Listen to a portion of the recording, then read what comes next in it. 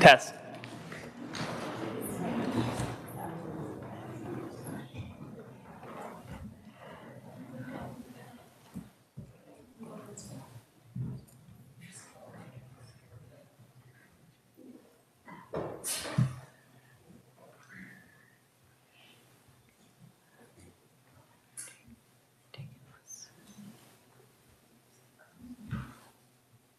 Go ahead. We're on time. Take that as a yes. Good evening, everyone, and welcome. I'm Ildy Conrad from President's Council, and I'm joined by Misha Williams-Bertels, my co-president for this year. We are representing the President's Council, which is a council, and I know you're not supposed to use the word in the definition, but the council of the elected leaders of the PTAs, HSAs, and CPAC units of the district. We're happy to partner tonight with the League of Women Voters to bring you this Board of Education's Candidates Forum. The questions that you'll hear tonight come from the leaders of PTAs, HSAs, and CPAC on behalf of their communities. And then they were shaped by the League of Women Voters for fairness, for balance, and conciseness, because otherwise you would be here all night. I want to give a quick reminder that both President's Council, all the PTAs, HSAs, and CPAC, and the League, of course, are unbiased, nonpartisan. We don't support, endorse, or any slates or campaigns, nor do we evaluate any of your positions or answers. Tonight is solely about giving the community the opportunity to hear from you and giving you the opportunity to share your thoughts and visions for the district with the community. And I want to give a huge thank you to all of you for being here tonight and for running for what is possibly one of the biggest and most intense volunteer commitments in the district. In New Jersey, about a third to half of Board of Education seats go uncontested each year. So we are super fortunate to have the 6 of you volunteering your time and energy to do more volunteer work. So thank you for being here, for caring about our schools. Thanks to everybody who's here in person on this rainy night and watching. For those of you in the room, and I'm going to put myself in here too, if you could please silence your phones so we don't take away from the candidates' answers. And with that, Michelle. Good evening. As you heard, I am Michelle Barbaro, a member of the League of Women Voters of Maplewood and a former officer of the League of Women Voters of New Jersey. The League is a trusted, nonpartisan political organization. Nonpartisan, yet political. Our members do the hands-on work to safeguard democracy. We never endorse a candidate or oppose. We are directly involved in shaping the important issues to keep our community strong. As a League member, I have the opportunity to contribute in a leadership role that has a great impact on local, state, and even national issues. If you are interested in learning about how you can make a similar impact, well, I know you're trying, but the rest of you, I would encourage you to pick up some of the League's information on our website, lwvnj.org. League places an emphasis on voting. Voter registration drives, registration in high schools and colleges, and efforts to streamline voter registration laws are all a continuing part of the League's activities.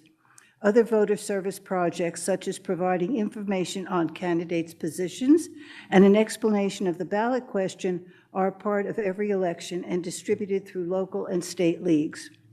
The League wants everyone to vote and be confident that our votes will count, but also wants voters to be informed. So remember to study your ballot, your sample ballot or your mail-in ballot carefully before voting. Throughout its 105-year history, the League has been a voice for sound government practices.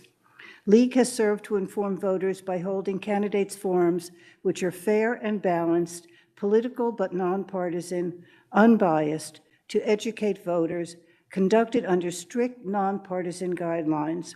We are delighted to partner with the President's Council this evening, and our moderator, Lisa Winkler, is from out of district and county as per league guidelines. She will introduce the candidates and describe the format. Thank you, Michelle. Good evening, everybody. Welcome to the audience and audience at home and the candidates. We will begin with, you will each have 90 seconds for your opening statements. Then the questions, you will have 1 minute each to answer. And then you'll have a closing of 90 seconds. Did I say seconds? I didn't say minutes, did I? 90 seconds. We'll start with opening alphabetical, and then I'll do a kind of a grid. Mrs. Donahue, Mrs. Higgins, and you'll let me know if I mess it up. And then we'll do reverse alpha for the closing statements. So we will start with the first question. What do you feel, oh no, I'm sorry, start with your opening statements, Mr. Kaplan. Hello. I'd like to thank both President's Council and League of Women Voters for organizing this forum, and League of Women Voters for all that you do for our democracy. It's very appreciated. My name is Daniel Kaplan, and I am in my second year as the Technology Chair on the Marshall Elementary PTA, where I handle the PTA website along with a lot of back-end work that supports the rest of the PTA's activities. It was a gateway that put me on the path to ending up here tonight in the seat that I'm sitting in now. I moved to Maplewood from Chicago with my family in July of 2021. I have a daughter currently in 4th grade and a son in 2nd grade at Marshall Elementary, where they were assigned through the III. Professionally, I have spent the last decade doing FDA compliance, standard operating procedure review and revision, and audit preparation for a pharmaceutical and medical device company, all detail-oriented skills that will translate well to serving on the board. I'm running for a position on the Board of Ed because I want to ensure that special services receives more investment, not less.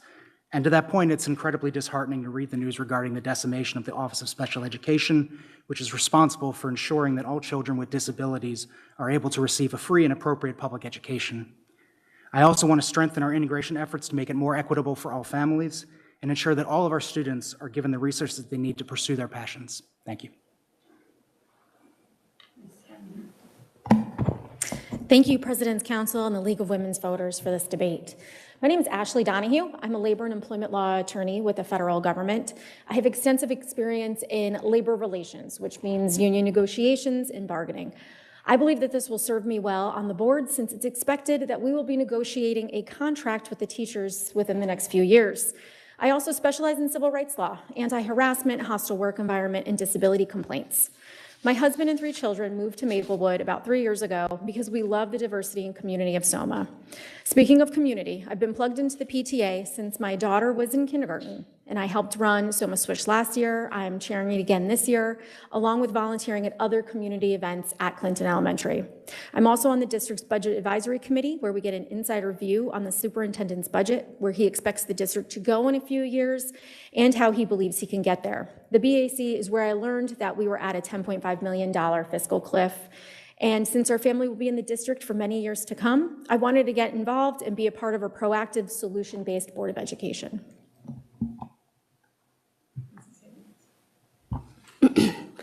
Thank you, Ildi. Thank you, Michelle. Thank you, Lisa. Thank you to the President's Council and the League of Women Voters for hosting and for everyone being here tonight. I am Meredith Higgins, and I'm exactly where I want to be. I'm a Boyden mom, the creator of the Dance Mob, and I teach across SOMA through the Y, the Baird, and the Adult School. I'm also getting my master's in mental health counseling. I bring people together with joy and skilled focus on inclusion. Last month, I attended the Boyden PTA meeting in the incredible Outdoor Learning Center, and I thought, how can we get one of these at every school? Everyone ends up at Columbia High School, so shouldn't all schools have the same access to opportunity along the way? That's just one example, and yes, they will have different experiences in each building, but the instructional, pedagogy, curriculum, services, supports, and systems should be identical in access and training. No, it won't be easy. It requires committed leadership with unshakable core values at the top. Those values are being tested and attacked by the federal government, but my palms are not sweaty, and my voice is not shaky. I am accessible, consistent, and ready to stand up next to you and fight for you in our community's values.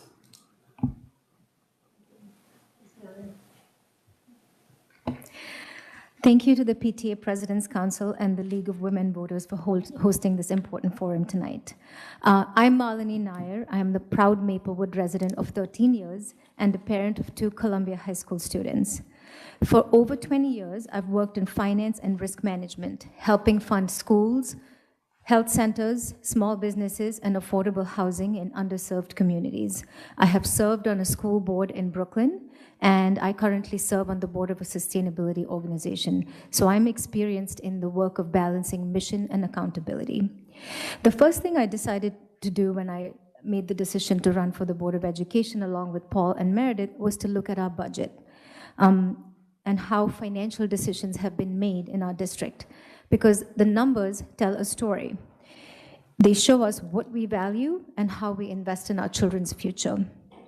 I'm very excited to bring my skills to the board. I know how to make complex numbers clear, build consensus, balance tough choices, and plan for the long term. I'm running to ensure that every dollar is invested wisely, reflects our values, and every student has the opportunity to thrive. Thank you. Thank you to the organizers and those in attendance and those chiming in online. My name is Ashwat Rishi. I live in Maplewood with my wife and 2 kids who attend Seth Boyden. My son also attended Montrose for pre-K for 2 years, and we had an absolutely amazing experience there. Personally, I moved to this country when I was 15 and spent many, many years living in the shadows. I received a reduced lunch, had a thick accent, didn't have money to go to college. I beat the odds and now work as an attorney at a law firm in New York City, something that I didn't think was ever possible for me. As I look back, the single biggest factor in my success has been access to opportunity. So I've attempted to leverage every possible chance I have to give that opportunity to those more deserving than I am. When I was a young lawyer, I spent my weekends mentoring first-generation college students. And now, as a seasoned attorney, I have a significant pro bono practice advocating for immigrant students in New York City, both in family court and immigration court, so they can stay here and achieve their dreams. Being on the Budget Advisory Committee this past year opened my eyes to the budgetary issues this district faces, which we must address to give our students access to opportunities they deserve to reach their potential. Thank you. Good evening, everyone. I'm Paul Steffen. Thank you to our host, and thank you to the President's Council for all the work you do throughout the year. My name is Paul. I'm running with Malini Nair and Meredith Higgins. I'm a public interest lawyer. I go up against some of the biggest companies in the world. I stand up to bullies, and yet I find common ground where it exists. I'm a former teacher, and I know how to support the deeply challenging work that goes into education. We had the opportunity to meet with Somaya earlier today to talk about some of the things that they're doing, and I hope that's one of many, many conversations that we get to have. Now, this is a difficult moment for our district. We have buses showing up late or not at all. Special services parents have to navigate a series of obstacles just so their kids can get what they're entitled to under law. Our district budget is getting tighter and tighter while taxes keep going up. And we've got a federal government that's actively hostile to many members of our community. I think at this time, students deserve board members who are going to put their needs first and not the needs of adults or the needs of the loudest voices in the room. And that's what I aim to do. I ran for board last year because I saw a lot of issues and felt that I could contribute to those solutions. I'm running again because I still see many problems, and I'm as committed as I ever have been to trying to be part of the solution. So thank you again to our host, thank you to the League of Women Voters and President's Council, and I'm looking forward to tonight's discussion about how we can all come together and move this district forward. Great, thank you. Okay, first question, we will start. Your mic's off. Oh, sorry. There you go. It's like, what a mess up. Okay, sorry. We will start with Mrs. Donahue. Go around and come back to Mr. Kaplan. You don't have to wait for me to give you the nod, just pick up. What do you feel is our district's biggest challenge, and how would you address it?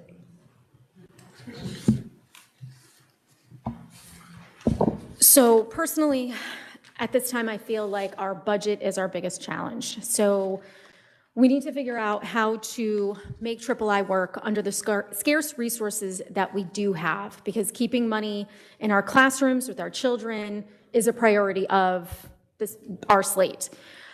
So as I mentioned before, I've served on the Budget Advisory Committee. We understand the realities of this $10.5 million deficit. And then we have the rising health insurance costs, uncertain federal funding, and we wholeheartedly support the administration's move towards multi-year budget planning. But budget documents belong to the public. So we would like the administration to be more transparent about their planning process, have year-round engagement, build an infrastructure to release the budget. It should be collaborative, student-centered, grounded in our values. And we also need to be creative with our solutions. We need to focus on building meaningful partnerships to get our students valuable insight into different careers. Now, that could mean many different things. That could mean working with unions, art organizations, tech companies, cultural institutions, and other universities to bring in that expertise and knowledge, mentorship, possibly funding that we so desperately need in this tight fiscal time.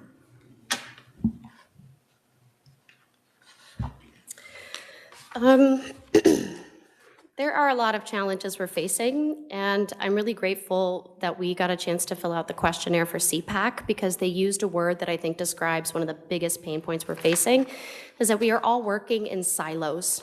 We are not communicating well with each other. Some entities work better together than others, but we are not listening enough. We are not reaching out to the people that are doing the highest level of work. Being at SOMEA today, I got really, really excited about working with the teachers because they are excited. They're exhausted, they're frustrated, but they are not being listened to. And that is part of fixing the budget problem. We have to talk to them about what they need. If we don't listen to what they need, we're just solving problems in a silo. So those two things are really big for me, is building better communication and strategy around that and consistent long-term planning around that. And that will also connect to the budget. And I'm literally going to point to Melanie to talk about the budget. Thank you. I was actually going to highlight the same issue as, in my mind, I think that is one of the biggest challenges that our district is facing, and not everybody really understands what the deeper issues are here. So I thought I'd just take a minute to explain what is the fiscal cliff and what we should do as a district. So basically, our costs have been rising very rapidly over the last several years, primarily salaries, healthcare, as well as utility costs. They're expected to continue to rise. And our revenues are pretty much constrained and capped at a 2% tax levy. So most of our revenues come from the local taxes. So the reality is that our expenses are increasing at a much higher pace than our revenues. We have relied on one-time revenues to close this gap. And what does that really mean? We've dipped into our savings. We've had savings over some years, and we've dipped into those savings to basically cover those gaps. We had some temporary funds from the federal government during COVID, which we also tapped into. But those dry out, and those are not, things you can rely on. So we do have a real issue coming up with our budget.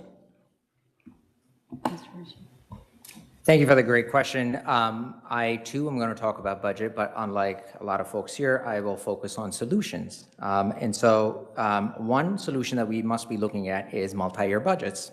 The district has not traditionally made any multi-year budgets, and as folks are well aware, that is more important not simply on the revenue side of things, but also on the expenses side of things. For example, we know healthcare costs are projected to increase 30% this year, whereas the district's current budget only contemplates a 15% rise. We also know that our teachers will be paid more, as they should be, and they deserve that, next year, yet that increase in teacher costs or salaries has not yet been accounted for in the budget for next year.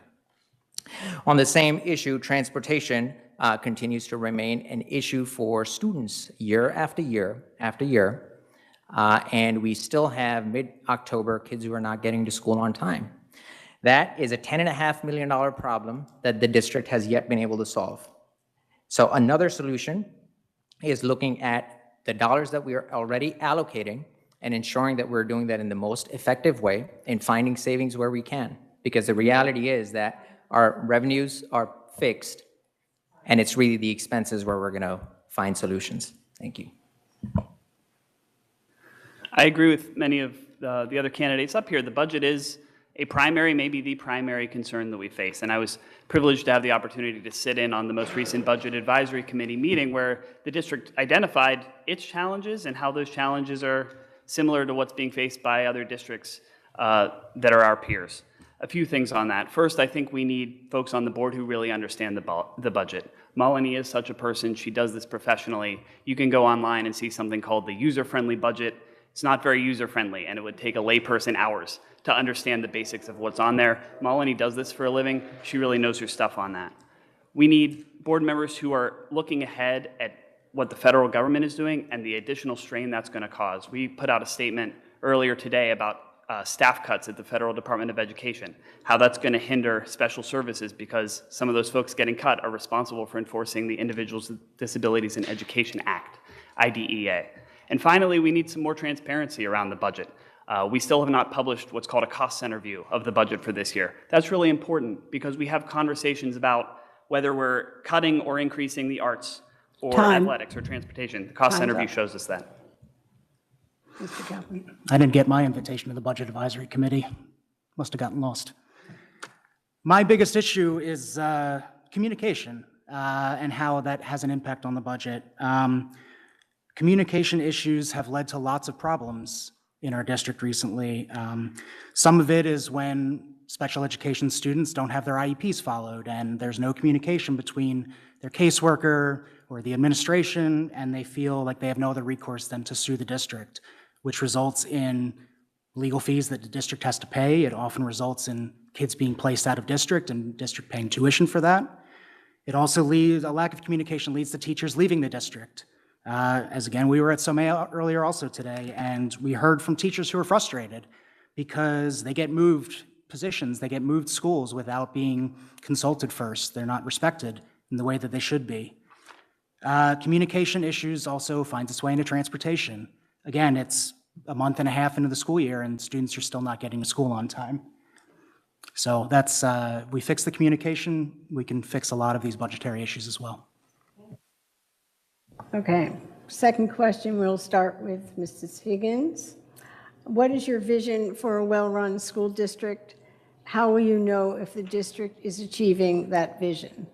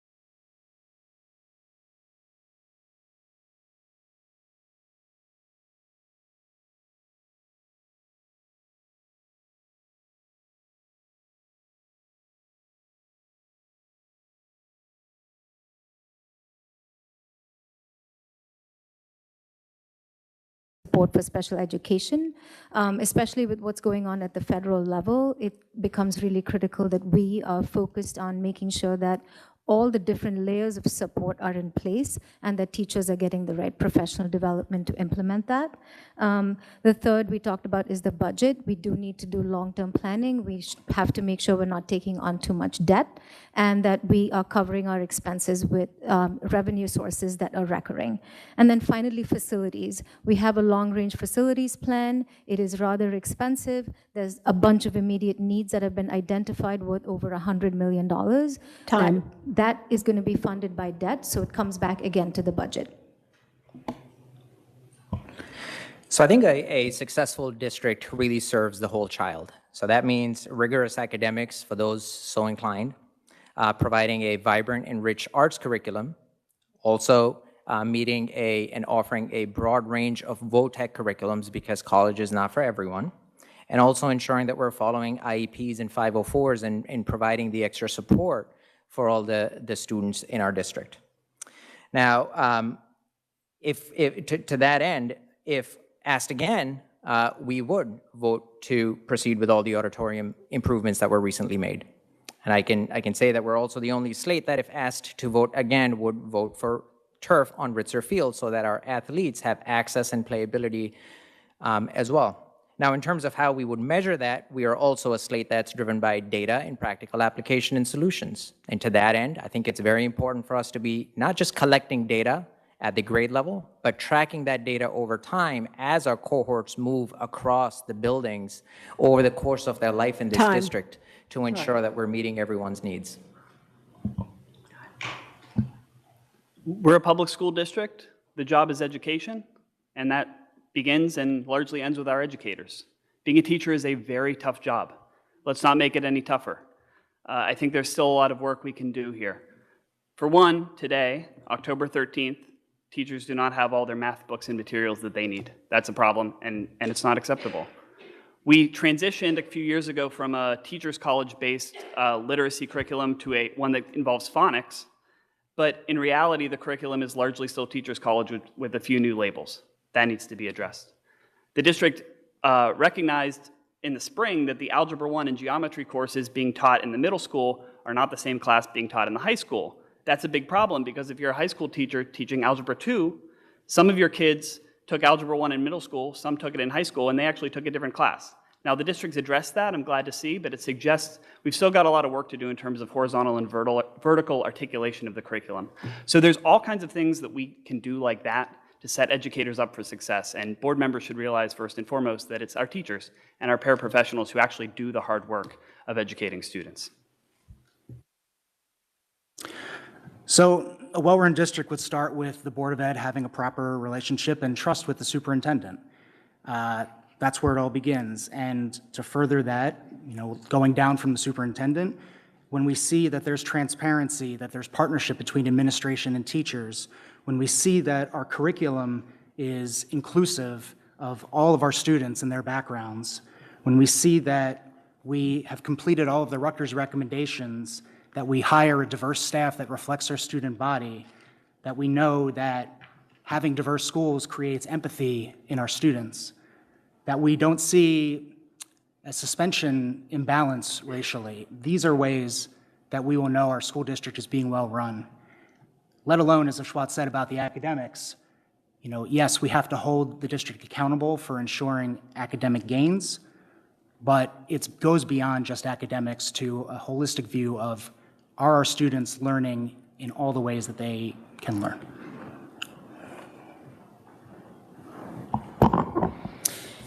I agree with Ashwat and Daniel. It's regarding the whole child, is whether or not we have met whether or not it's a well-run district, whether we've met our vision.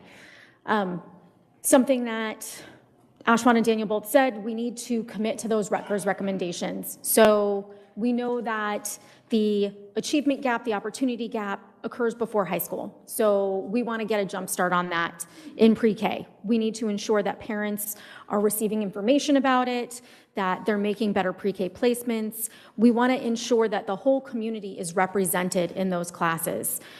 And perhaps that means outreach to churches, neighborhoods. And the whole reason to start as early as we can is that if a student can't read by 3rd grade, they get left behind. So it turns from learning to read to reading to learn. And it was a 2009 NEAP data that showed 83% of low-income students tested below their reading proficiency, while only 55% of moderate to high-income students were below proficiency. So following our recommendations from Rutgers, ensuring that we prioritize messaging regarding math growth mindset and the pre-K program, I really feel like that would assist us in getting to a well-run district. Third question, how can the board ensure that every student has equitable access to extracurriculars, arts, and sports opportunities? We'll start with Mrs. Higgins and go to the end and back up. I'm sorry, Ms. Nair. Sorry, could you repeat the question? How can the board ensure that every student has equitable access to extracurriculars, arts, and sports opportunities? Our district offers a number of different options at the high school level for kids to learn a lot of different things. We can expand on after-school activities for children, both at the middle school level as well as the elementary school level. We have a number of supports in place already, such as Beyond the Bell, but at the middle school level, we don't really have an athletic program, so that's something the district could work on in partnership with community organizations. We don't really have too much of an arts program after school at the middle school level. That's another opportunity for us to partner with institutions like SOPAC and other places that can collaborate with us in developing curriculum that would be appropriate for after school. And at the high school level, we have a number of different clubs which are really successful. My son is in a cappella and, trying to be in theater. And, I think there's a lot of opportunities at the high school level, which, gives kids options from arts to athletics to many different things, civic-minded opportunities as well. So continuing to support that would be imperative. So I'll start, one with sports, and going back to Ritzer, in that it's been 6 years since our girls teams in particular have been, told that they would have a field to play on, yet we continue to be in a situation where they don't, in fact, have access to those sports fields. We now know that that decision and lack of a field is also impacting the marching band, which has had practices canceled because they don't have a field to practice on. So number one, this slate again would vote to have turf on Ritzer to increase access to those groups and for the additional mental health benefits. The other point I wanted to raise was access to, in terms of access to extracurricular activities. The district at the high school level has a guidance program which recently eliminated the lead guidance position. And what that means is, combined with the fact of the number of students that are in high school, that the guidance that is being provided to these students is not personalized. The guidance teachers don't really know their students and therefore are unable to provide, guidance as to what opportunities may be available to them. This is such an important issue. I taught music in Orange. Meredith has taught music as well and is a community dance instructor. So we really understand and appreciate the value of the arts, and we appreciate that our students are not just going to school for an academic training, but so that they can become well-rounded citizens and members of society. Let me say a few things. First of all, I talked about the cost center view a few minutes ago. This is why it's so important. We can't have an intelligent conversation as a community about our arts funding or our athletic funding or things like this until we have, for the community to see, how much are we spending on these areas. I also want to bring up Ritzer. I know Ashwat's brought it up, and I know turf is extremely divisive in this community. But we've got a spring sports season coming up in a few short months. The timeline announced by the board shows that turf is not going to be there at that time. So let's do some things now.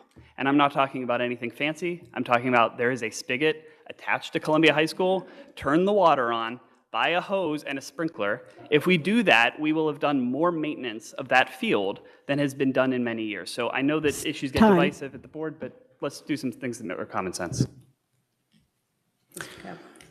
So the board recently passed, revised a policy that included adding middle school sports as an option. So I was very happy to see that.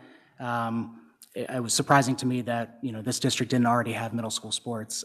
So I'm glad that they will be pursuing that and opening that up, to kids at that grade level. As far as equitable access, I know, the PTAs and HSAs do a lot of fundraising throughout the year. And, there is definitely opportunity there. I know at Marshall, at my school, any event that we have, there is always a pay what you can option.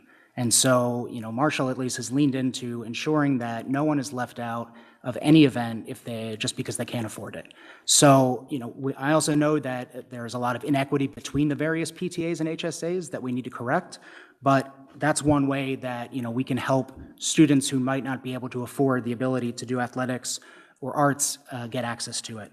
But we've said that, funding the arts is extremely important because there are many students that, for them, that's an outlet that really unlocks their true potential, and we need to make sure to support that as well. Thank you.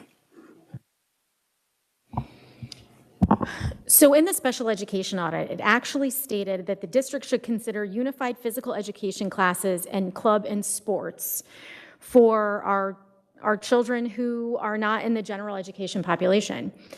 So when we're talking about equitable access, I believe it's buddy ball at the YMCA. So I recently found out about Soma Hoops this year. Actually, it was last year during Soma Swish, but recently got involved because, my children don't like sports. But there are programs that encourage special education children to play alongside general education children in sports settings. And the popularity of buddy ball is it's absolutely phenomenal. And I think that shows that special ed and general education students can engage collectively in sports together. So the district, they could allow specialized programs on school ground in order to facilitate the integration of students in sports. We could introduce integrated physical education classes at the elementary levels as like a pilot to determine whether it's something that we could engage in middle or high school.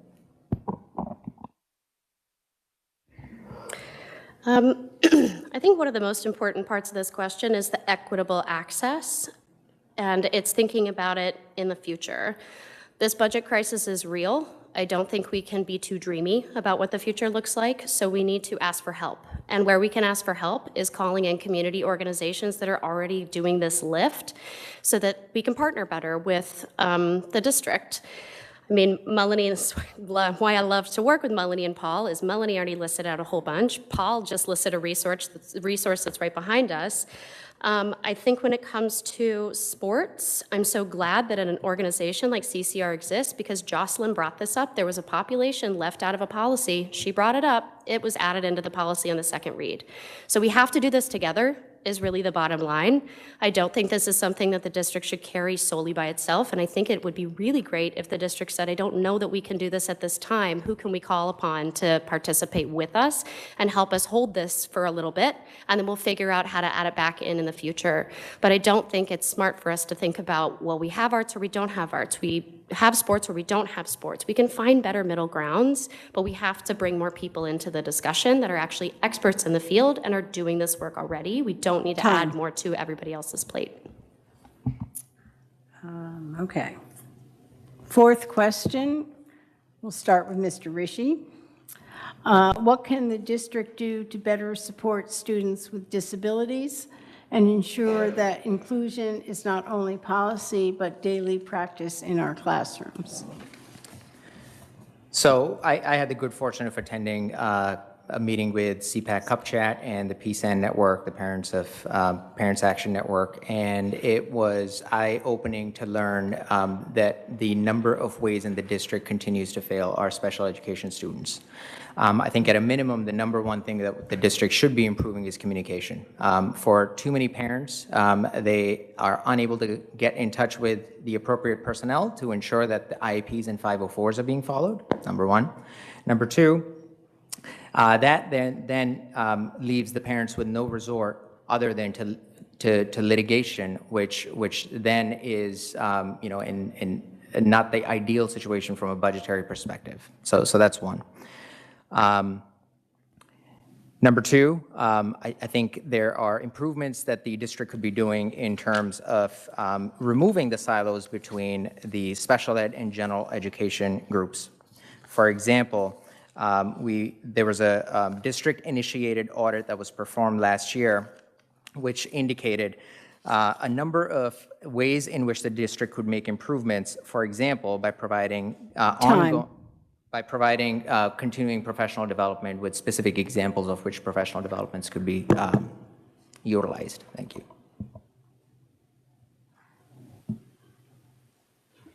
I've heard far too many heartbreaking stories from parents of students with special needs. We need to address this. Part of how we can do it is by better utilizing our resources. I'm glad Ashwat mentioned PSAN. Back in the spring, PSAN asked for a meeting with Superintendent Bing. They haven't had one. They haven't had a meeting with the Special Services Committee. That's a real tragedy because this is a group of parents who know a whole lot and have a lot to offer and can help to provide some helpful solutions. For example, one of their parents came up with a pilot program to create a twice exceptional classroom in the elementary grades.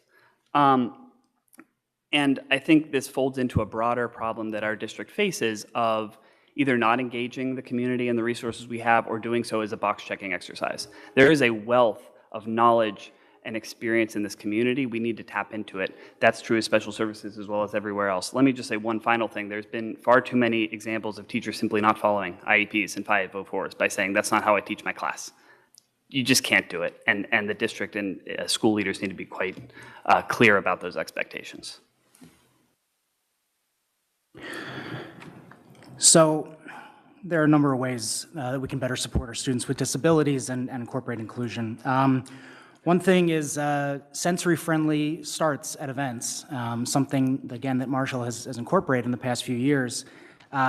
These are ways that we can allow students who have disabilities or other needs to enjoy an event, but also have the general population be there with them. It does not cost a lot to do. It just requires a little bit of extra effort to set up. Another way is the district proactively communicating to all families about what special education is. Right now, there's too many families that still stigmatize special education. There's too many people within the district that stigmatize special education. Better communication solves these problems. It makes people understand that special education is not something that is some, black box that no one, it's hard to know about.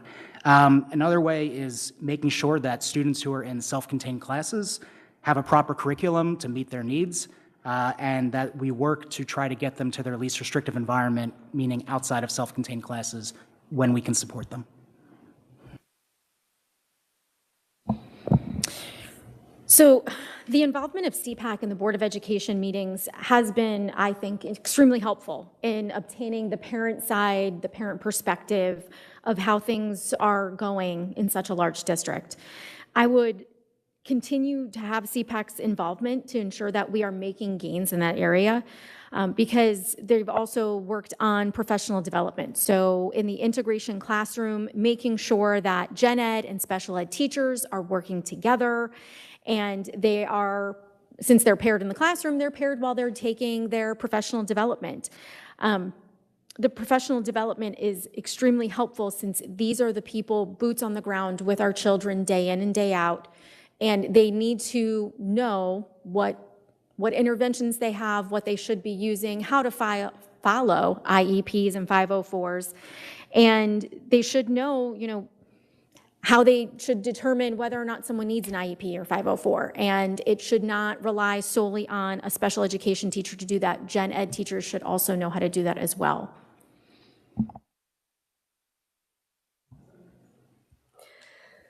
I say this with all compassion and empathy towards everyone that is a part of special services, inclusion, whether you're a parent, a child, a teacher, part-time, full-time, whatever it is you do, but we are collectively not doing this well enough. And I think we all have to take ownership of that at every level. And if we don't do that, we can't really have these dialogues. There are stigmas.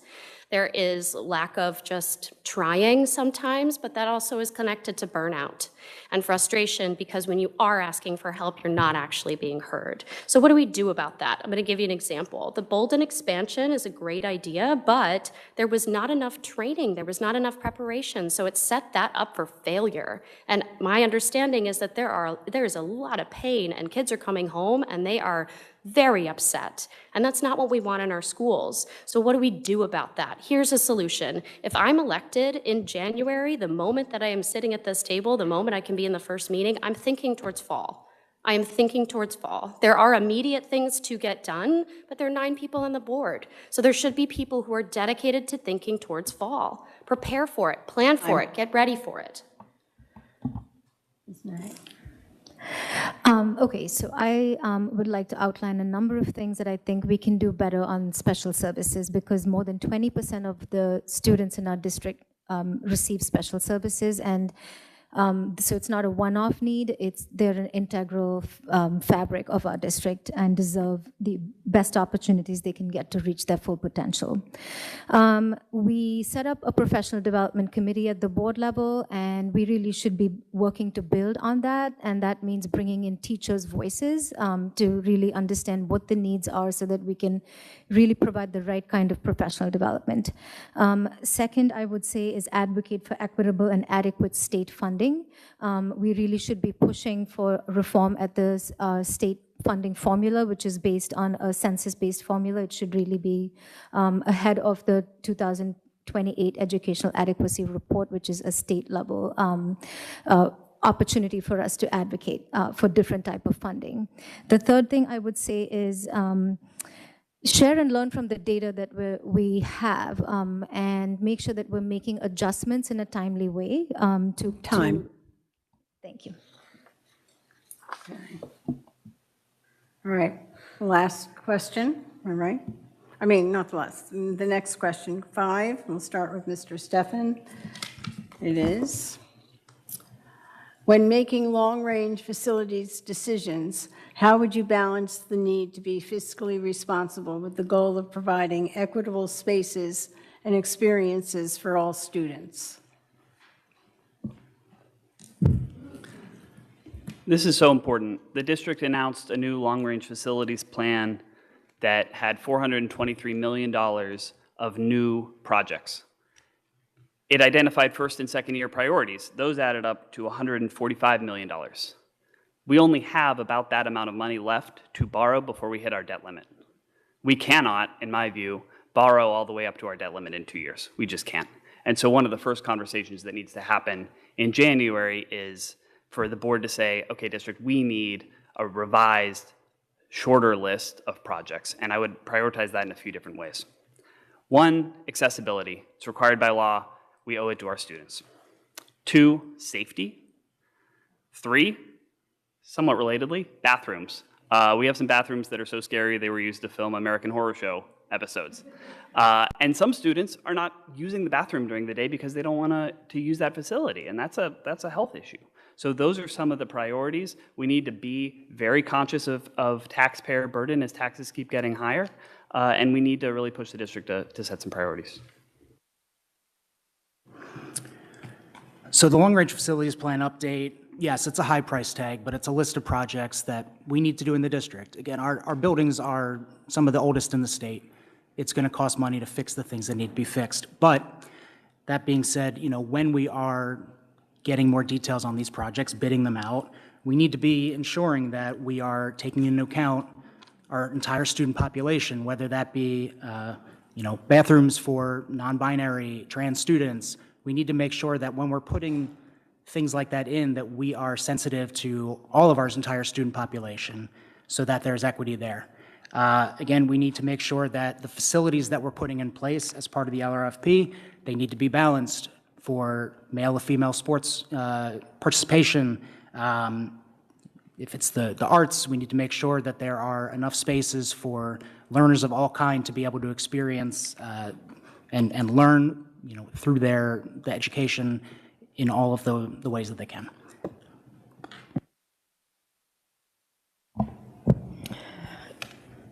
So when we were meeting with Somaya today, some of the teachers had said that they had recently redone one of the schools, the elementary schools, and that they had done the bathrooms not in a way that children could access them, right? Because, they normally have the smaller toilets and the smaller places you can wash your hands, sinks, that's what they're called. So that is something that our district needs to keep in mind, right? We need to keep everyone in mind when creating these spaces, creating these budgets, figuring out what we need to do.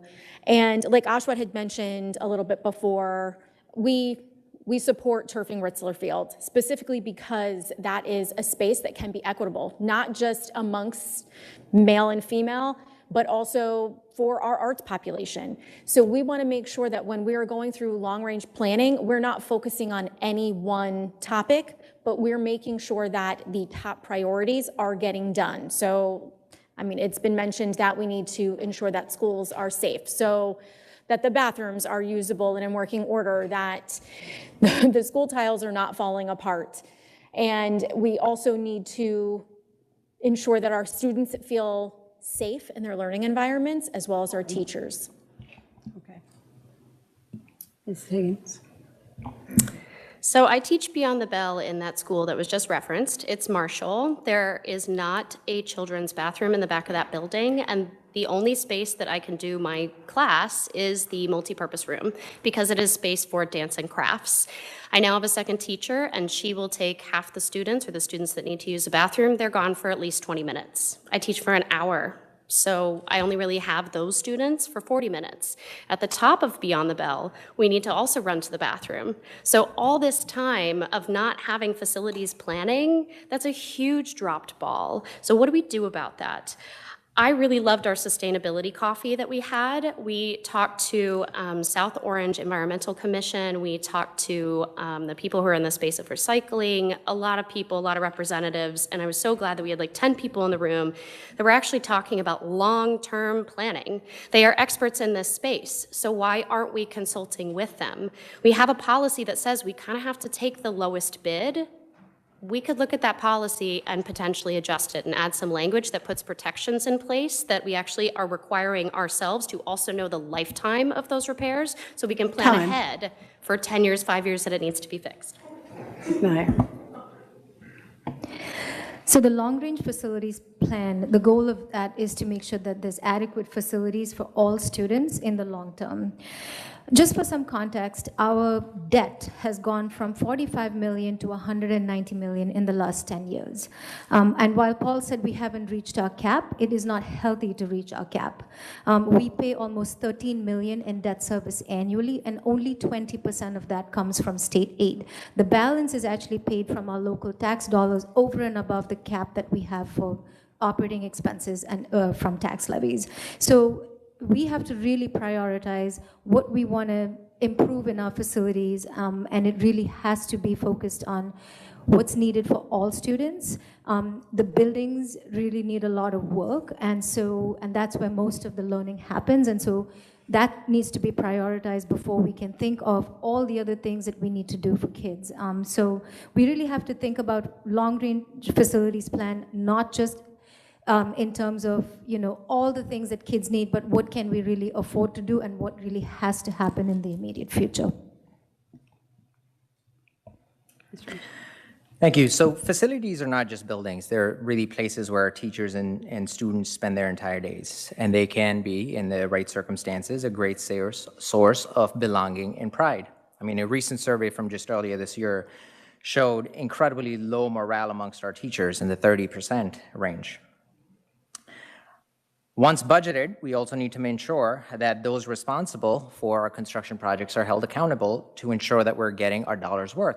For example, at today's SOMEA meeting, we heard that a recently completed wing includes toilets that are clogged every day and therefore unusable, requiring the students and teachers to use old toilets, not the new ones that were just built. Additionally, we need to, on the budget front, look at multi-year budgets, to ensure that we're being strategic and not reactive in terms of the projects that we pick and allocate funding to. Finally, we should also be looking at alternative funding, including for additional state aid where applicable, particularly in an environment where our energy costs continue to rise. Thank you. We're back to the beginning. Question 6. How should the district approach the use of artificial intelligence in schools, both in terms of opportunities for learning and the safeguards needed to ensure responsible use? Mr. Kaplan will start.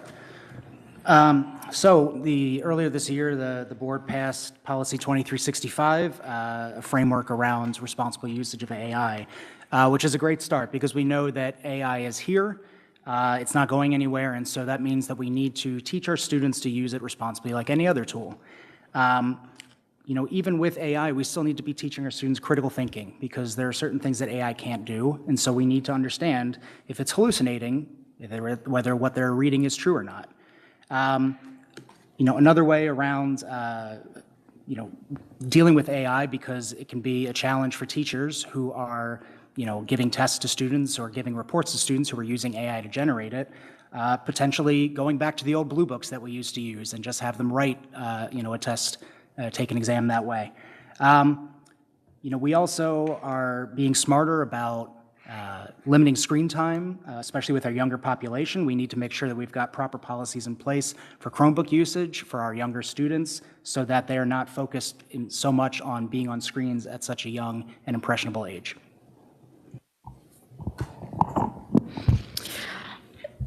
As Daniel mentioned, AI is the way of the future. We can't ignore it. We can't say that we will not use AI in the classrooms because that's just not feasible. When we're talking about AI, though, you do need to have safeguards because, as Daniel also mentioned, hallucination of AI is real. It can create documents that don't exist. It can create references that don't exist. And we need to teach our children to think critically, to go through the process and the motions of researching. And that seems like a basic skill that we were taught when we were younger that children may not just be taught now. So they need to research what is true, what is false. And even though AI is a helpful tool for both us as students and teachers, it still needs to have certain places where we can say this is where it can be used, but this is where it just is not available to our students, right? I was just telling this story the other day at a coffee that I loved waiting for the newspaper to arrive on the weekend so that I could look and see when the next movie that I wanted to see was listed in my local mall. And I'm so glad that we still have teachers and we still have administrators and we still have parents that were alive before all of this, because that is our biggest resource, is teaching them how to function without these things. And I don't think it's just AI, it really goes down to personal devices. The personal devices in schools, I have the New Jersey Commission on the Effects of Social Media Use on Adolescents Issues final report right here in front of me, and they have actual recommendations, and one of them is a bell-to-bell ban.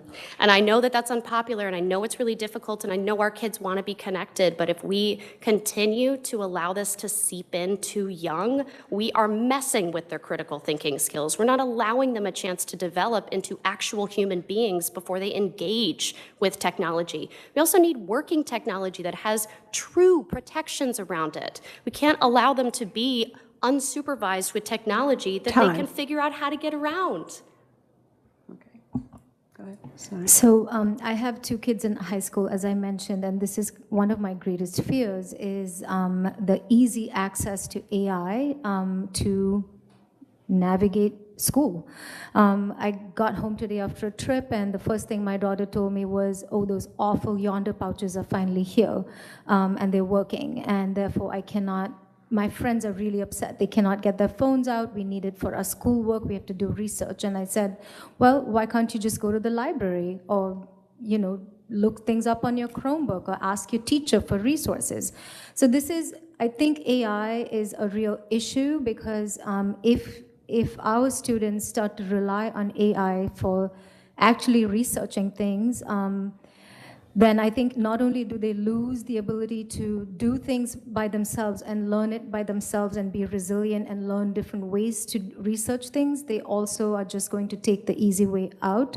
And to the point that everyone's made here, AI is just a combination of what's on the internet, and that's not the wealth of all of knowledge that we have.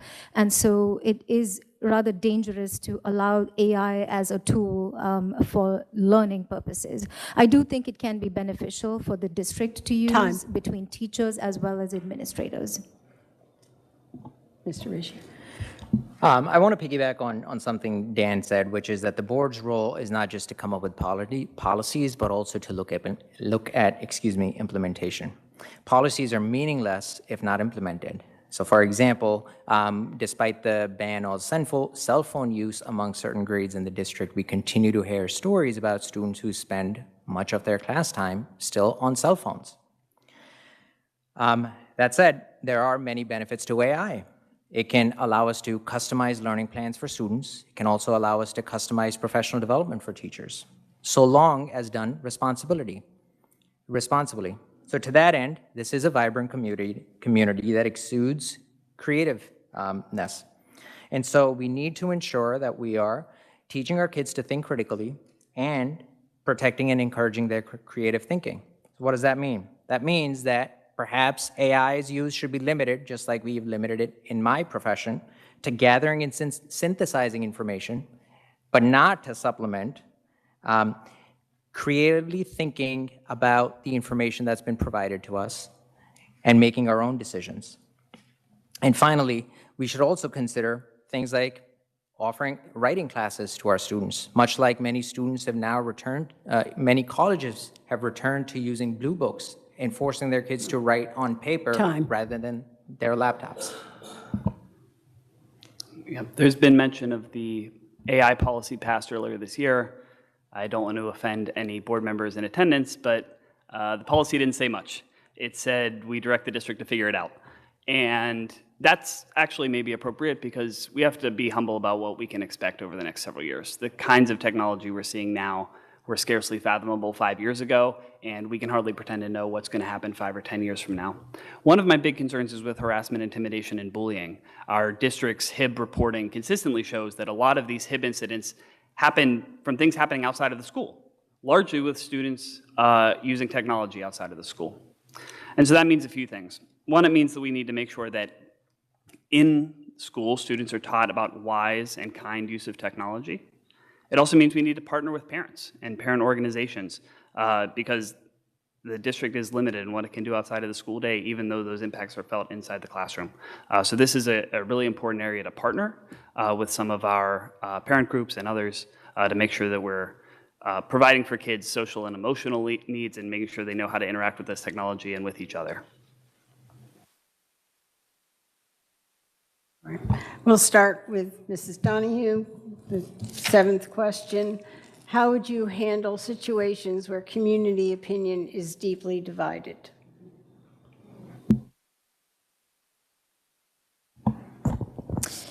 So as I mentioned, I'm a union attorney, which means that, you know, the entire group is greatly divided, right? So it's something that's difficult, but can be done depending on how willing the two parties are to work together, right? So the way that I'm able to get to the root of the issue is talking to both parties, figuring out what the common ground is and where it actually, the problem lays, right? Because someone has their own way of thinking and another person has a completely opposite way of thinking, but somewhere along the lines, similar to the way we are in SOMA, we all have the same values somewhere.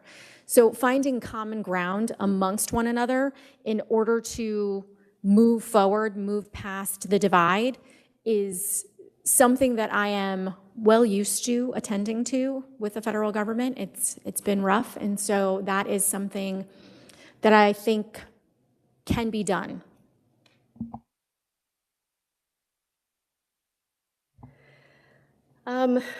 So I've only been here for 4 years, and one of the first things that I did is I joined every possible Facebook group, and I tried to attend everything that I could to meet as many people as possible.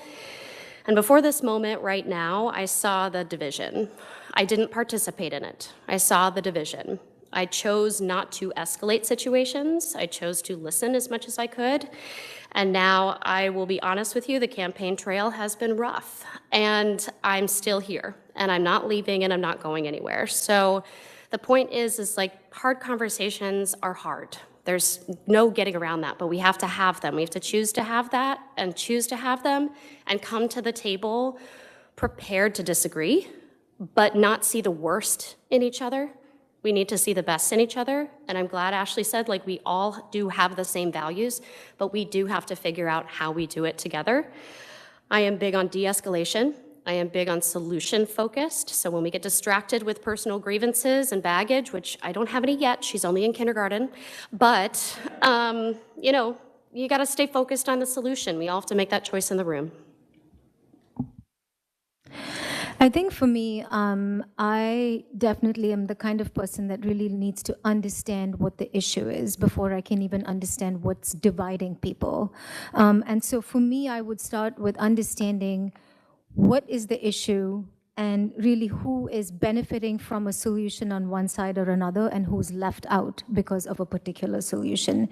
Because in our district, someone's always going to benefit and someone might always lose out. And we really have to think about, is the issue one that is related to equity or not? And of course, what are all the possible solutions? It cannot be the loudest voices that come up with the solutions. We really have to consider all solutions and what are the impacts of all of those solutions, not just financially, but on our community, on our students, on our teachers, and our neighbors, and on our environment.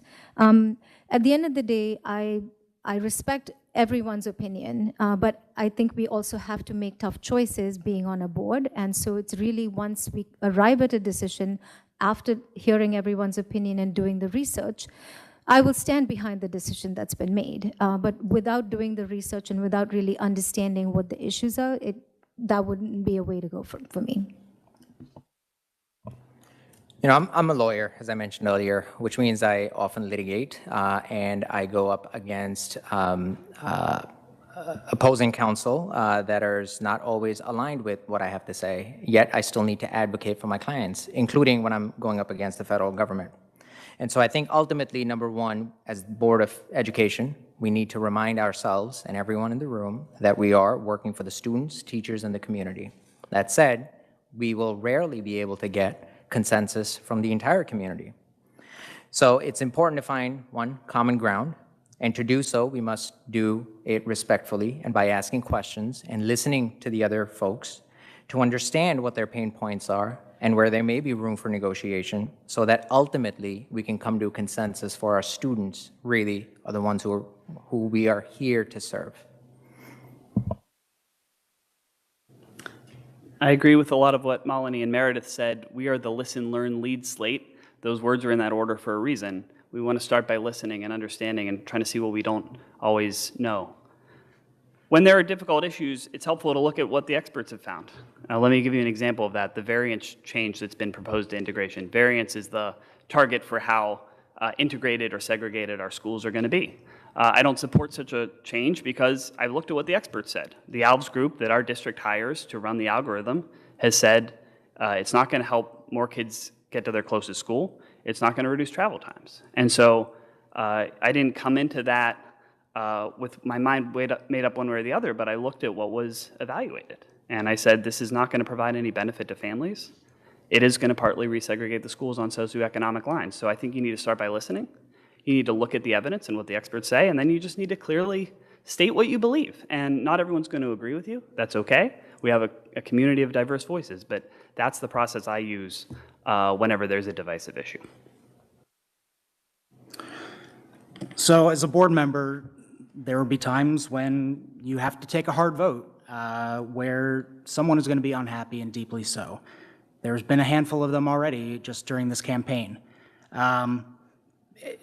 You just have to realize that you're not going to make everybody happy, and you have to do the least harm sometimes. Sometimes that depends on the budget and what is the most fiscally sustainable approach to a problem that is being voted on. But ultimately, you have to be able to hear the other side and you have to be able to disagree, because far too often in recent years, people state their point and then they run away or they block you or they disengage. And if we do that, then we're never going to be able to solve complex problems as a community. So again, things like the variance, as Paul said, the experts, the ALVS group that we use, they said that changing the variance wouldn't reduce the distance to school. It didn't say anything about the transportation time. So again, we could improve the transportation, be better by being smarter about how we place students, but also the ALVS group has done many different integration efforts across many other districts with very different variances, including one in Champaign, Illinois, that's 15% and is working fine. Okay. The next question, number 8. We'll start with Mrs. Higgins. What do you plan to do to support the continued progress of the Intentional Integration Initiative throughout the district?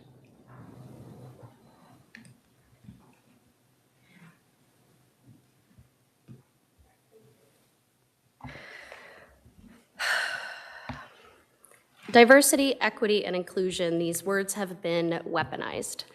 And I actually think we should embrace them. It's a bold statement, and I know it's scary, but it is a reflection of our two towns. Many of us are I'm not from Brooklyn, but many of us are from Brooklyn. Many of us have lived in New York. There are many of us that have lived in big, diverse cities. So if we really want our kids to feel that in these towns, we need to live that. We need to walk that. So tactical things about III, no, I would not be in favor of changing the variance.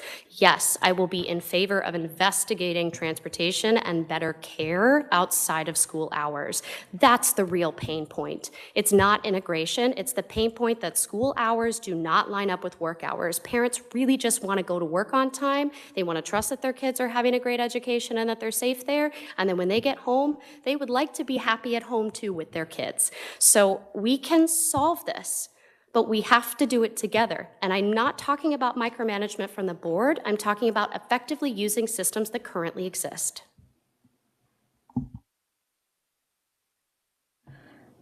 So the III is not just an initiative that we roll out for a few years and then check the box and say it's been successful.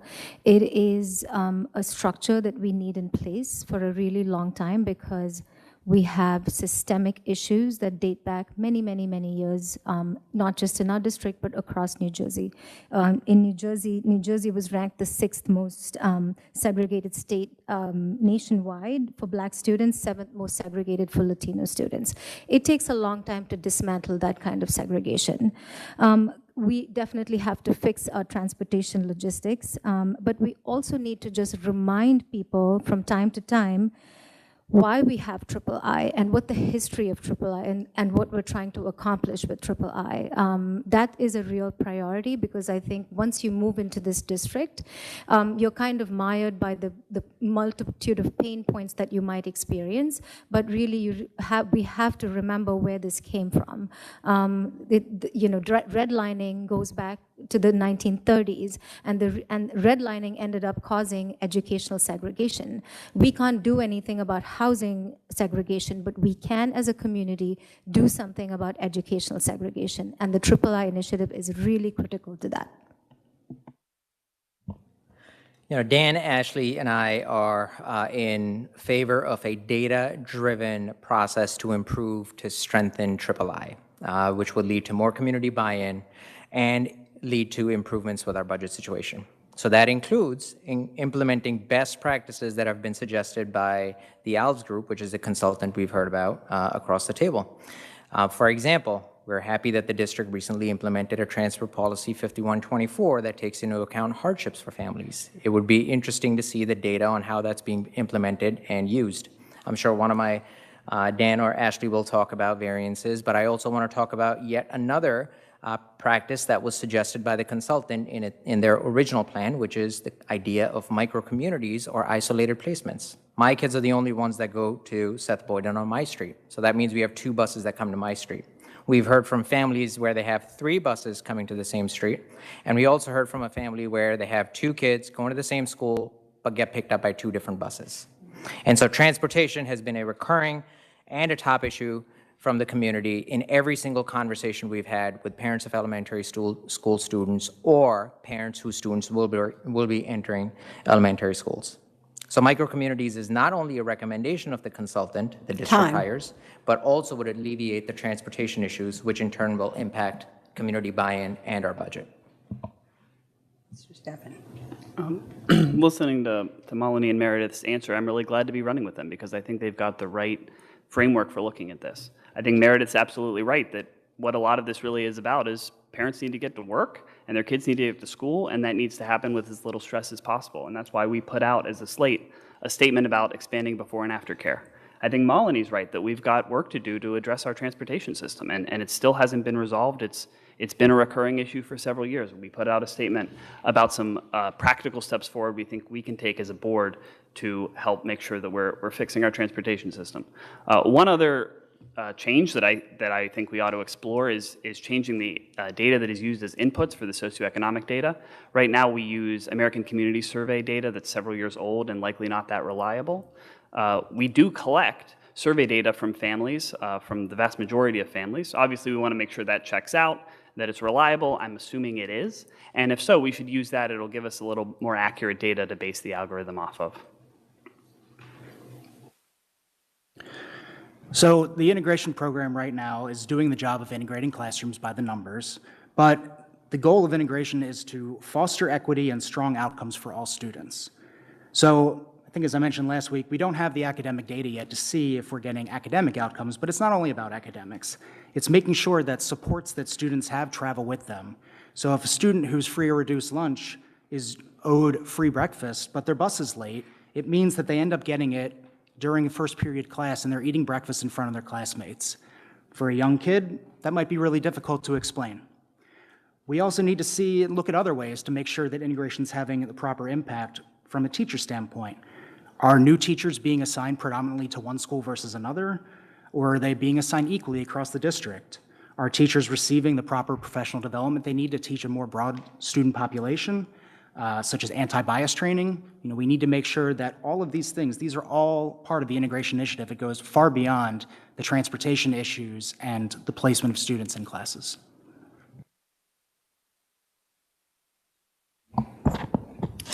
So I'm glad that Ashwat brought up policy 5124.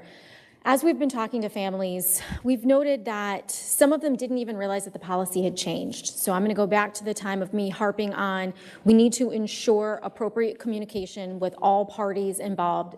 The board needs to be transparent as to what policies exist, how they exist, how we could avail ourselves of them, and it can't just be a one-sided, you need to find it on the website, because as we all know, that website is hard to navigate, let's just say that. And I'm a K mom, and the policy on the bottom, it stated that, if you wanted to change your placement, you could here. And then obviously this was before the transfer policy was changed, but it automatically links to the old transfer policy. But from what I've seen, the new policy hasn't been broadcast to a larger audience. So transparency builds trust. I will constantly say that transparency will build the trust in our community. The community will learn to trust the board and our district again. Next question, we will start with Ms. Nair. What is your vision for the future of busing in our district?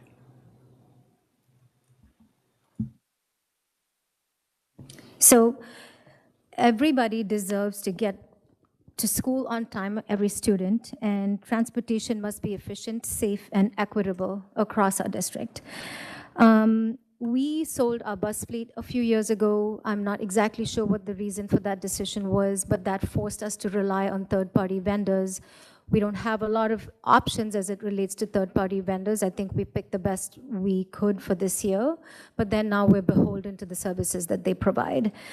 So I think there are a number of different potential fixes to this. One is, and we've heard the superintendent talk about this, potentially owning a small bus fleet again, not to the full extent of what the needs are. So basically, removing a complete reliance on third-party vendors. The second, and we've heard this from community discussions and some creative solutions around transportation that includes the use of jitneys and also smaller vans and vehicles to transport kids.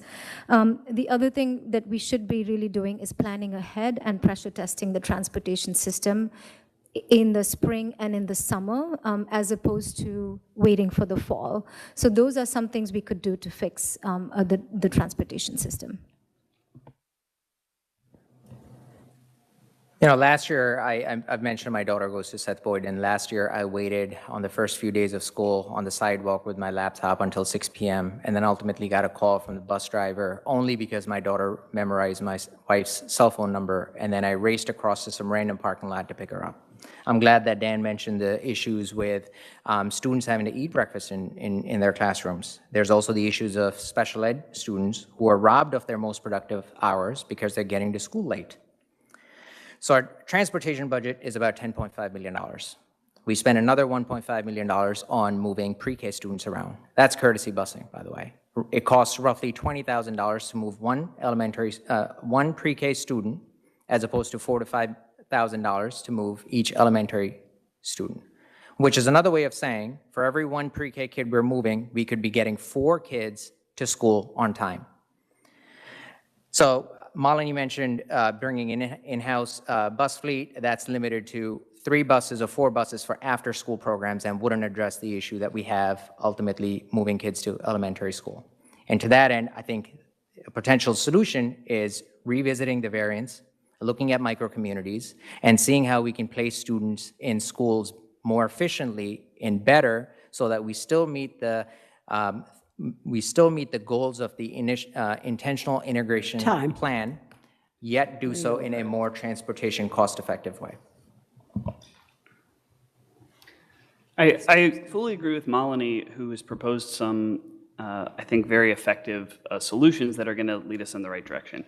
Bringing some buses in-house, having a pressure-tested transportation plan so that people are not finding out what their bus routes are, or so the drivers are not figuring out what their bus routes are on the first day of school. Our transportation problems come from a lot of larger threads that we need to investigate. One of them is turnover at the administrative level and at the board level that's made it hard for us to build things. 2 is a past habit of outsourcing our services. We did it with buses, we've done it with paraprofessionals, we've done it with security, and it often does not give us the accountability that we really should have. Another piece of this is municipal partnerships. Transportation involves not just buses, but parents driving to school and kids walking to school and biking to school. I was very excited to join the Seth Boyden bike bus on Friday, and I think it's a wonderful program. But these are all things that are combined district and municipal issues, and that's why we need a strong municipal partnerships committee that is having a lot of frank conversations, not in September, not in October, but well before, to make sure that we've got some transportation planning. So we're in year 5 of the III, and in the first 4 years, every year, the students who have had to travel the farthest are Black students and low socioeconomic status students, and that has to change. So, as Ashwat said, micro-neighborhoods, micro-clustering, getting 4 or 5 families on a street together from the same socioeconomic tier instead of the way that we randomly distributed students for 4 years across the community. Instead of 4 or 5 bus stops all over the place, you get 4 or 5 kids at one bus stop. So now you've reduced the amount of transportation that you need. You're getting kids to school on time. It's not inequitable now where students are showing up an hour late or they're on the bus for over an hour, and everyone benefits. The jitney idea, we heard from a couple single parents that we talked to who were worried that their middle school and high schooler kids didn't qualify for a bus, but they couldn't drop them off at school time. So instead of having them walk, if we could use the existing jitney routes, have them hop on, get off at a stop closer to the high school or middle school, that would be a real net benefit for everybody.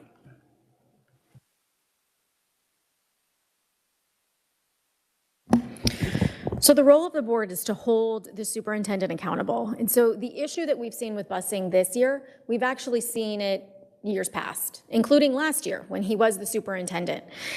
And so we need to hold him accountable for what is actually going on, because I don't know if anybody has dealt with the busing, but Clinton parents decided to put together a WhatsApp chat to figure out which buses were late. They figured it out amongst themselves. And they figured out, which bus routes were which streets they were at, what child they were picking up, to find the redundancies in the route. I'm going to say it one more time. Transparency builds trust. So small, thoughtful changes will help build that trust back again between district and families.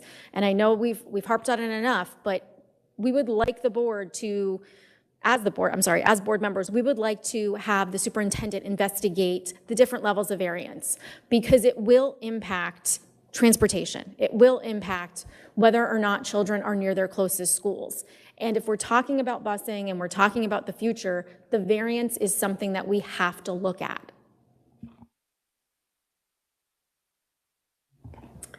So I'm glad the question was posed as the future of busing, because that's where we have to go. We have to go to the future of busing. And it doesn't, we need to learn from our mistakes and we need to learn from our past, but what is the future of this district? This district is 2 towns, 2 communities. People clearly want to help each other. Every school was using different WhatsApp groups to connect with each other. We are literally problem solving separately, and we need to problem solve together. And I sat in on the SOMA Shuttle Committee last night, where the 2 towns are getting together and there are volunteers getting together and talking about how do we get a grant for our 2 towns? How do we apply and make that as effective as possible? Now, granted, that is not solving the school bus issue, but just imagine with me for a second that we solve the actual issue of school hours being different than work hours. We have to stop getting tunnel vision onto these things that actually make true, genuine change in the education of our children, and pull back and say holistically, how can we change this? Because the status quo isn't working. It's time to change the status quo. And these are actual solutions that are already happening. They're happening. So let's work together. Next question. We have 2 more, by the way. Just 1 question and then the final. We will start with Mr. Rishi. What do you think the Board of Ed should do to bring more assistance to families who may need financial support? I think that's a great question. I went to high school here on a reduced lunch. Often didn't have, participated in extracurriculars, including sports, but did not have money to buy my own uniforms. So 2 ways. Number 1 is making sure that there is clear and communication about the reduced and free lunch applications, and making sure that those communications are not just one-time communications, but there's follow-through from the district to ensure that every community member that needs those access to those applications has that access, including noting that not everyone has cell phone or internet access. And so looking at alternative ways to ensure that we're reaching every community member. Number 2, continuing to follow and ensure that as students move from one school to another, that free or reduced lunch follows them to the new school as well. Secondly, with regards to uniforms, looking at private-public partnerships to see how we can ensure that we provide equity and access to all our athletes, regardless of their financial circumstances, and provide them the opportunity to participate to their fullest abilities. Thank you.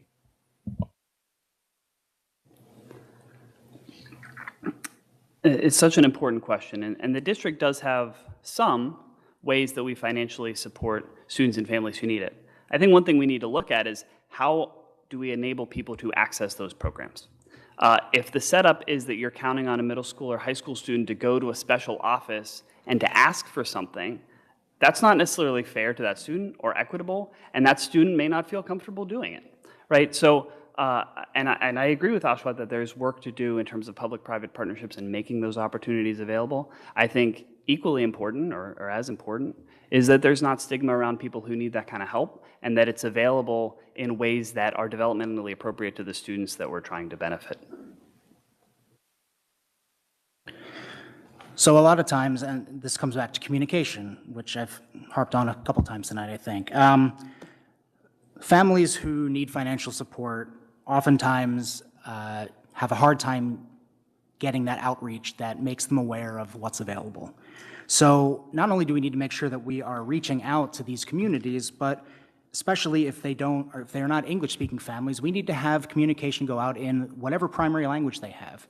And yes, Spanish and Haitian Creole are, the official languages in the district that we send communications out, but there are students who speak other languages, and we need to make sure those families are taken care of as well. We can look at potentially, are there any grants that are available that the district can apply for in order to create scholarships for certain families, depending on what their needs are?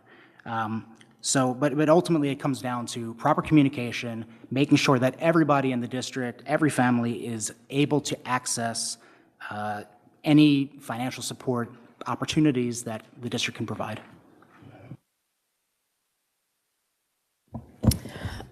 When we were campaigning one day, I happened upon Ultimate Frisbee, and the Ultimate Frisbee group, they were out trying to raise money so that they could reduce the costs for everyone to be involved in Ultimate Frisbee, whether it was registration fees, uniform fees, and I think we could take a chapter out of their book. And I'm glad Dan mentioned it before, because we also at Clinton have a pay-as-you-can option. So we've moved over into our PTA that our book fare is all pay-as-you-can, and our supplies are all pay-as-you-can. So it makes sure that children don't even realize that if they're coming from a lower socioeconomic status, they don't even realize that they are. Because each child today in kindergarten left with a book. Each child, when they start every single year at Clinton, they all have the same supplies. So there's no have and have-nots. It's all the same, and that's true equity in the classroom. I've lived paycheck to paycheck. Technically, I still kind of do.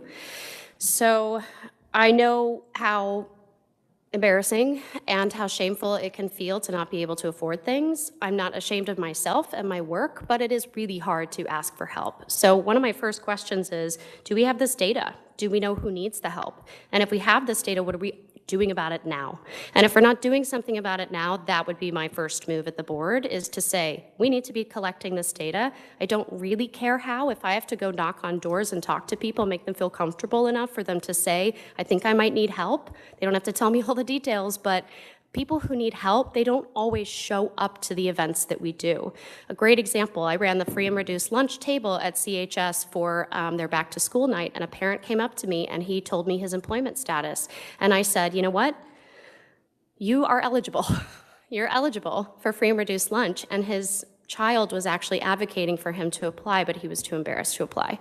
So that is such a great example of, like, I don't know, we are definitely not doing enough, but I think we have to pound the pavement for that. I don't think there's a simple solution. We need to pound the pavement. So I think I would answer this question in two different ways. One is something that Meredith has touched on and others have touched on, and that is removing stigma around being of a different socioeconomic background. That is why we have III. That is why we have those tiers, and that is why we have a certain level of variance. If we increase that variance, we do run the risk of reverting back to segregated schools, and then we are dealing with a very different problem that no amount of money is going to be able to solve in terms of bringing those resources to those families. By making sure that kids of different socioeconomic backgrounds have equal access, that is one of the first ways we can make sure that they are getting the assistance that they need. The second is, of course, we have active PTAs and HSAs. They do a lot of amazing work, and that should really continue because we do have a diverse student population and they can benefit from that fundraising. I can give you a couple of examples. At the high school, they have a prom shop, which is a really great way for all kids to have access to clothes for prom. And it's done in a very fun way. It's fair and equitable, and there isn't any stigma associated with it. The other example is the Columbia High School Scholarship Fund, which is for kids who graduate Columbia High School, but that's another example of fundraising in the community. Okay, final question. We'll start with Mr. Stefan and come back around. And that is also the order, no. Final question, never mind. Start with Mr. Stefan, come to Mr. Kaplan. Okay, what is the best thing about the South Orange Maplewood School District, and how would you build on that strength as a board member? Well, there are so many things. I think the thing that sticks out to me is our students, whether that is on the athletic field, whether that is on our plays and musicals, whether that's in the classroom, whether that is students that come here and speak at public speaks and get involved in local and national and international politics. I'm incredibly proud of those students. And just to give one example, there was a group of students who worked together to solve a real problem, which is drop-off at Maplewood Middle School. They presented it. It was presented at a board meeting, and it's being implemented. I think that's wonderful. The students really are the heart of this district, and people like to say children are the future. I believe that. Children are the future. We're the present, and it's our job as board members, as adults in the community, to make sure that kids have, that the district has the structures and the systems so that our educators can provide what's best for our students. But they're certainly the best thing about the district, and we owe them as much as we possibly can give them. That middle school thing, I was at the board meeting when the student came and presented, and I happen to live right down from Maplewood Middle School, so I see it in action every day, and I will tell you it's made things much, much less chaotic in my neighborhood, so very appreciative of that. But the true best thing about our district is Pizza Friday. No, sorry. Our teachers, that's what I was looking to say. Teachers are the best thing in our district. They work tirelessly for our students, day in and day out. They worked an entire year without a contract last year, and they still showed up every day and did the best that they could to teach our students and have them succeed. Our special education teachers sometimes are put in rough situations, they're not given the proper support, and they still show up every day, and they push to make their students learn. We owe so much to our teachers who spend the most time with our kids of anybody that they interact with in the district. I can't even count on both my hands how many of my own kids' teachers have been so wonderful in the 4+ years that we've been in the district. We need to do everything that we can to support them and keep them here, because good teachers are very hard to find. Since Daniel has stolen my answer, I have to say the engaged parents. So no matter how, whose door you knock on, how many people you talk to, every parent, if you ask them, how is the district, they will have a story. I don't care if it's positive or negative, everyone has a story and they want to talk about SOMA. They want to tell you about their middle school, their elementary school. I mean, just like me here, I'm gushing about Clinton's PTA. I mean, that's how all parents are. And we need to help our parents. I mean, I am a parent here, so I'm kind of biased, but we need to be transparent. Like, the board needs to make sure that the policies are transparent for our parents. That's a lot of parent in one word. I'm very sorry, in one sentence.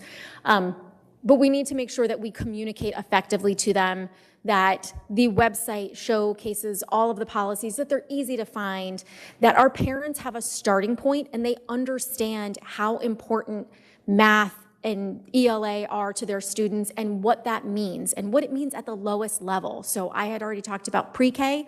So what that means at pre-K, where does that bring your child in high school? And how does that intersect? Because I know that some parents won't think about it until later on. So we need to make sure that we build on the strength of our parents that are engaged in students every day.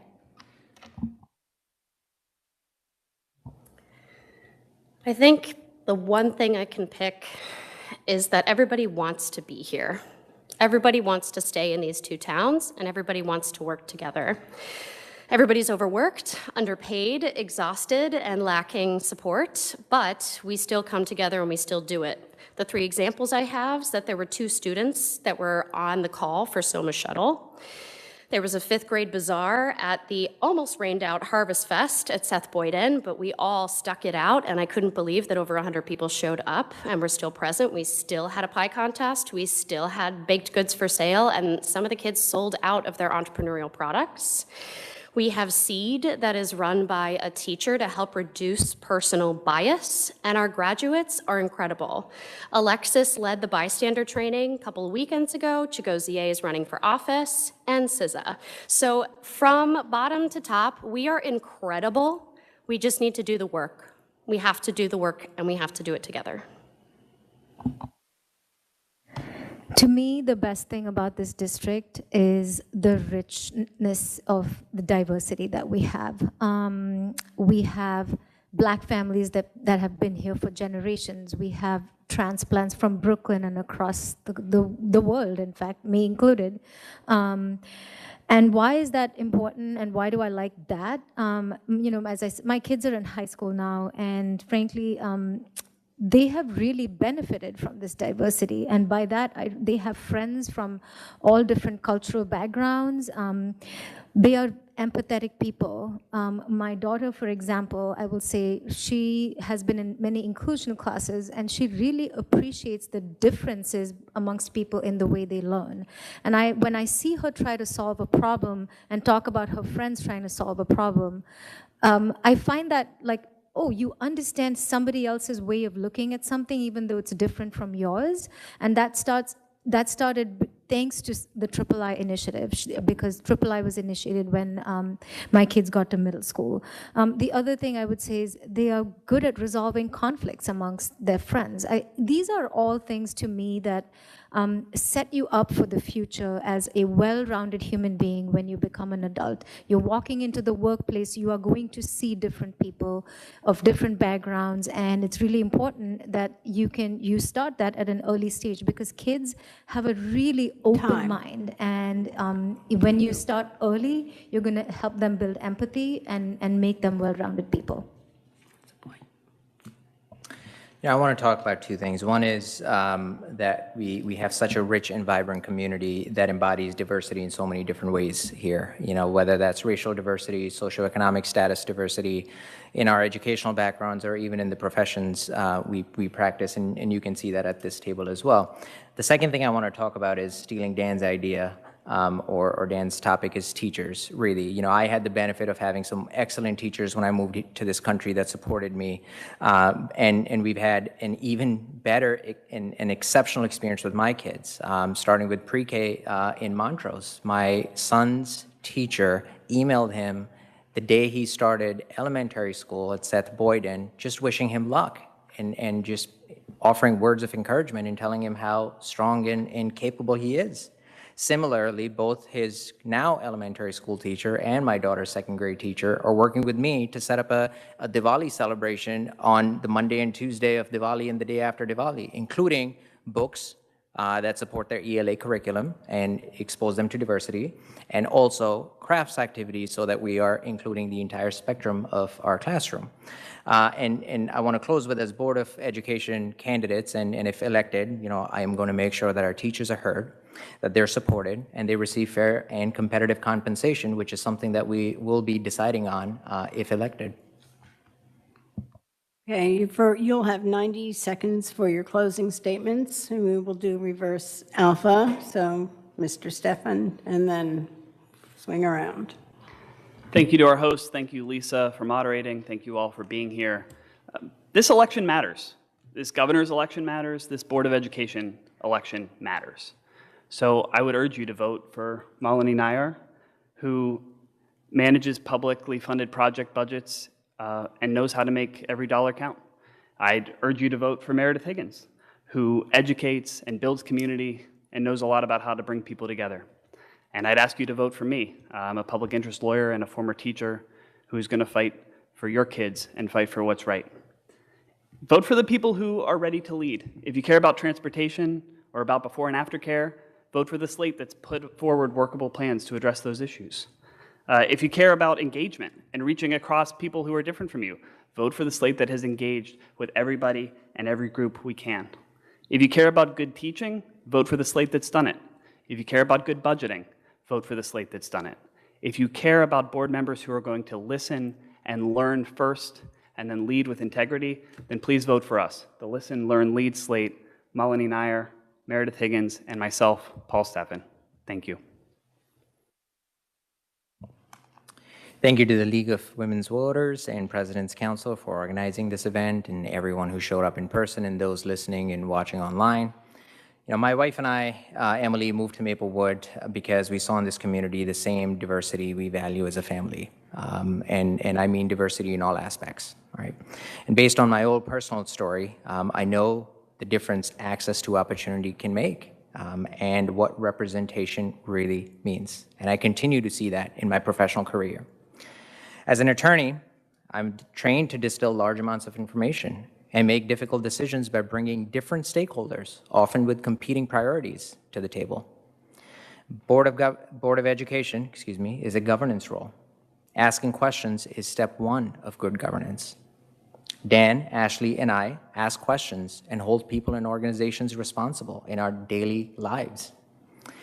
Ashley and I also served on the Budget Advisory Committee earlier this year and continue to do so, and will continue in the foreseeable future leading up to the next year. And so we'll be ready to hit the ground running come January if elected. Finally, we're running on the Progress Partnership Promise slate. And that's the promise of fiscal responsibility and sustainability. Because every dollar that our students don't, every dollar that the budget is short is a dollar less in our classrooms. And that also means the promise of prioritizing and putting our students first in every decision we make. Thank you again. There is a lot of amazing things in this district, but we're also at a crossroads. We are a community that's committed to public education, but we are facing some fiscal headwinds.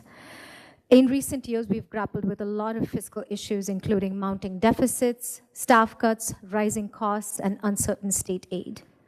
And without a clear long-term strategy, we will face some difficult choices in the years ahead, and we risk eroding both educational quality and community trust. My professional background has prepared me well for this role. On a daily basis, I review complex budgets, I manage limited resources, I make decisions that balance immediate needs with long-term goals. I have served on nonprofit and school boards, so I understand governance, accountability, and the importance of transparent communication. I also believe that the board should reflect the community that we serve. As an immigrant and an LGBTQAI+ member, I will bring representation and perspectives that are critical, especially amid current national climate. If elected, my goal would be to focus on making the budget process more transparent and understandable, and ground our decisions in fiscal responsibility and educational equity. Thank you.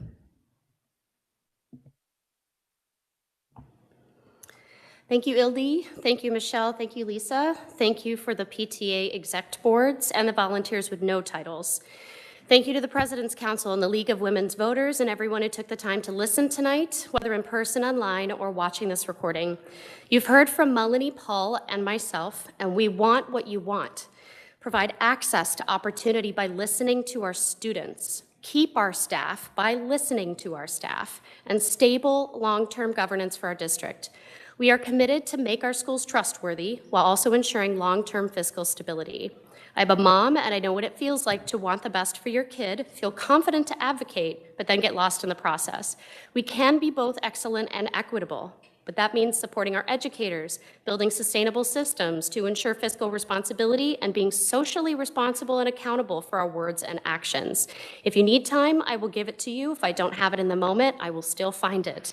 I truly believe that every voice deserves to be heard, and that when we work together, we can meet the needs of all of our students. Please vote for Melanie, Paul, and myself, whether mail-in ballot or on November 4th, and registration is open until 9 p.m. tomorrow. So register. Use your voice, flip over your ballot, choose 1, 2, 3.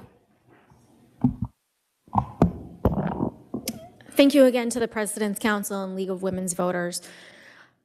Partnership's important to me. So I partner with my clients and union reps in my position as a labor and employment law attorney. I'm currently partnering with teachers, the 6 elementary PTAs, and outside organizations such as Soma Hoops for Soma Swish. I partner with the district and other hand-selected community members in the Budget Advisory Committee. I partnered with Daniel and Ashwat on this slate since we share similar values in our own lives and with our children. Partnership requires the district to be transparent with the community and consistent with communications.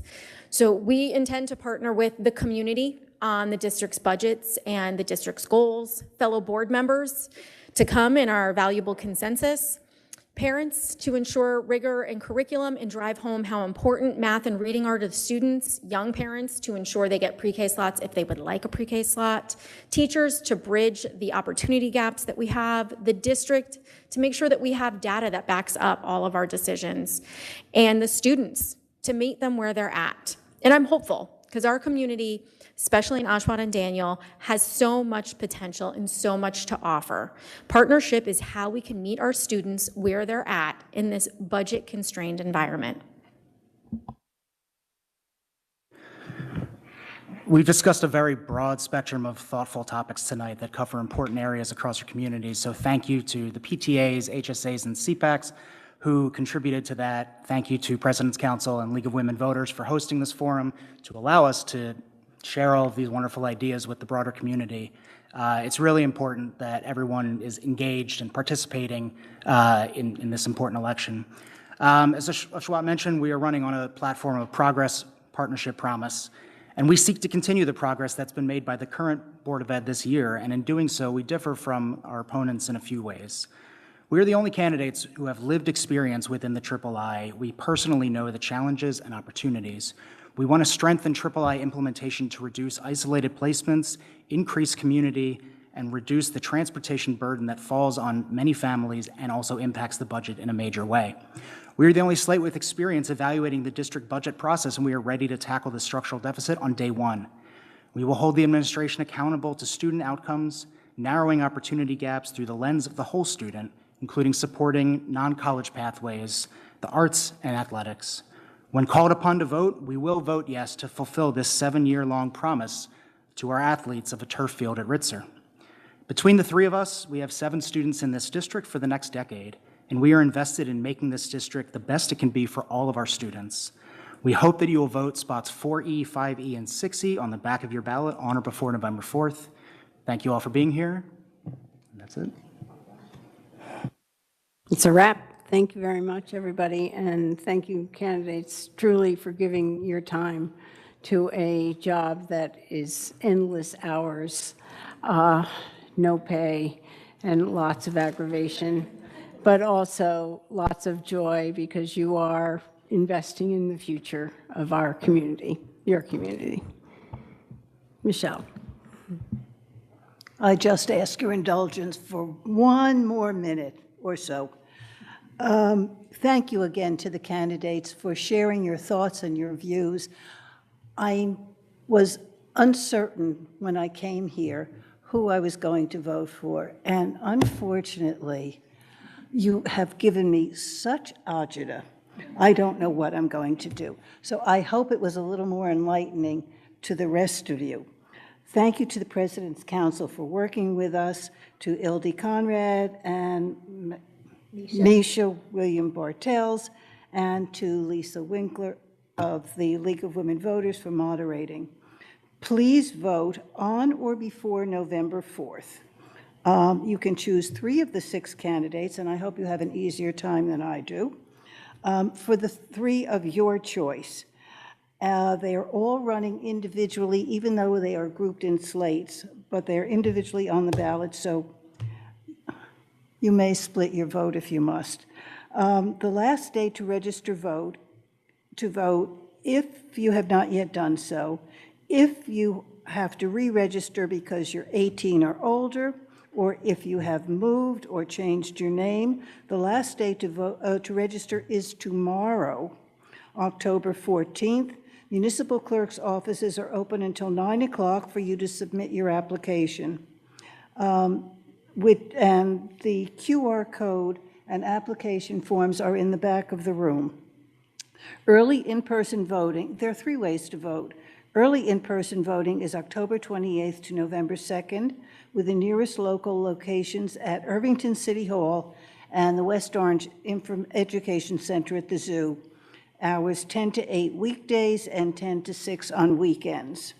Traditional polls with your specific location shown on your sample ballot are open on November 4th from 6 a.m. to 8 p.m. For further information on voting, go to lwvnj.org or to the New Jersey website njelections.org.